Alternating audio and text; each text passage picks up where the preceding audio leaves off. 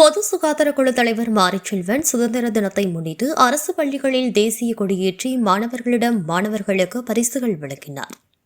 Kovai 80வது ward மாமன்ற உறுப்பினர் மற்றும் பொது சுகாதார குழு தலைவரான மாரிச்செல்வன் செல்வபுரம் பகுதியில் உள்ள மாநகராட்சி பெண்கள் மேல்நிலைப் பள்ளியில் மாநகராட்சி மேல்நிலைப் பள்ளி ஒக்கிலியர் காலனி பகுதியில் உள்ள மாநகராட்சி துவக்கப்பள்ளி மற்றும் மேல்நிலைப் பள்ளிகளில் தேசிய கொடியை ஏற்றி வைத்து மாணவர்களின் அணிவகுப்பை ஏற்றுக்கொண்டார். மேலும் பள்ளி மாணவ மாணவிகளுக்கு ஊக்கத்தொகை பரிசுகள் வழங்கி பாராட்டுகள் தெரிவித்தார். தொடர்ந்து பள்ளிகளுக்கு பல்வேறு திட்டங்களை மாணவர்களுக்கு வழங்கப் போவதாகவும் வருங்காலங்களில் மாணவர்கள் கல்வியில் சிறந்து விளங்க வேண்டும் என்று மாணவர்களுக்கு அறிவுரை வழங்கினார். அதனைத் தொடர்ந்து பள்ளி மாணவ மாணவிகள் கலை நிகழ்ச்சிகளில் நடனமாடி அனைவரையும் உற்சாகப்படுத்தினர்.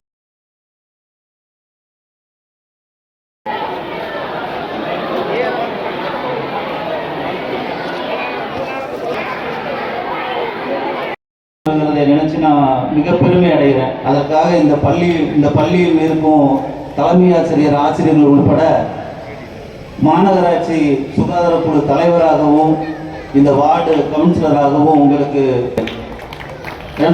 இந்த பள்ளிக்கு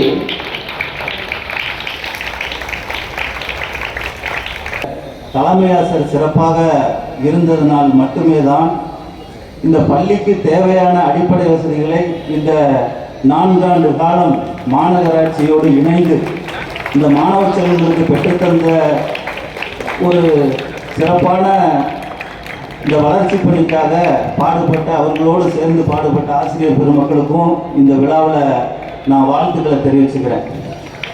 ஏனென்றால் கொஞ்சம் நெஞ்சம் இல்லை, நானும் பார்த்தது இந்த வார்டு உறுப்பினராக இன்னும் தேர்ந்தெடுத்ததுலேருந்து அந்த தலைமை ஆசிரியர் ஒவ்வொரு தேவைகளையும் உடனுக்குடன் அப்பப்போ அதிகாரிகள்கிட்ட மாநகராட்சி மேயர், மாநகராட்சியினுடைய ஆணையாளர் இருக்கக்கூடிய அதிகாரிகளுக்கெல்லாம் வசதிகளை எங்களுக்கு